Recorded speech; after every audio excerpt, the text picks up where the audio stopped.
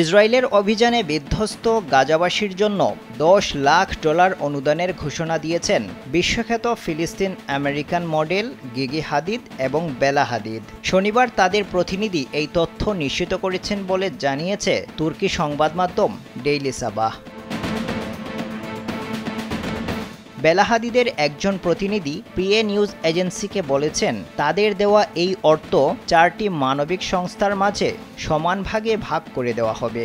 সংস্থা 4টি হল heal Palestine, Palestine children's relief fund, world central kitchen এবং united nation relief and work agency. এই 4টি সংস্থা ফিলিস্তিনি শিশু এবং পরিবার নিয়ে কাজ করে। ওয়ালটন ফ্রিজ কিনে অনেকের মতো আপনিও হয়ে যেতে পারেন মিলেনিয়াল। সেরা পণ্যের সেরা অফার।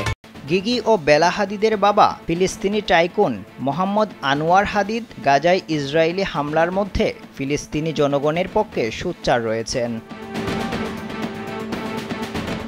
গত বছরের 7 অক্টোবরের পর গিগি ইনস্টাগ্রামে লিখেছিলেন, ফিলিস্তিনিদের প্রতি তার গভীর সহানুভূতি রয়েছে। তাদের জীবন একটি পরাধীনতার মধ্যে বন্দী। তাদের প্রতি সবার দায়িত্ব রয়েছে, যা তিনি প্রতিদিন পালন করেন। যদিও ফিলিস্তিনিদের জন্য তার আশা এবং স্বপ্ন রয়েছে, তবে এর মধ্যে কোনো ইহুদি ব্যক্তির ক্ষতি অন্তর্ভুক্ত নয়।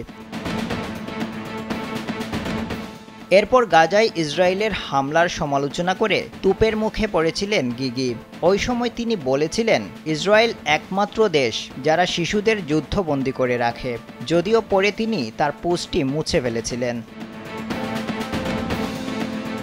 শুধু তাই নয়, ফিলিস্তিনিদের প্রতি সম্মান জানাতে গত মে মাসে কান ফিল্ম ফেস্টিভ্যালে বেলা হাদিদ কেফিয়াহ দিয়ে তৈরি একটি লাল এবং সাদা পোশাক পরেছিলেন, যা ফিলিস্তিনি সংস্কৃতির সঙ্গে যুক্ত একটি ঐতিহ্যবাহী আরাবিক কাপড়।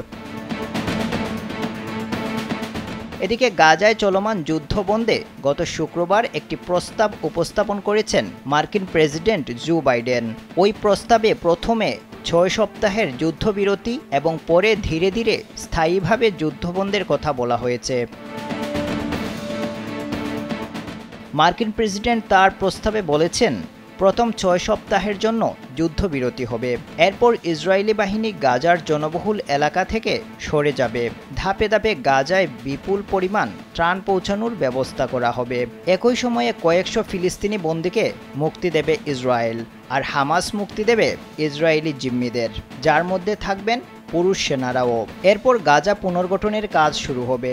সবশেষ দুই পক্ষের মধ্যে সব ধরনের হামলা বন্ধ, অর্থাৎ স্থায়ী যুদ্ধবিরতি হবে।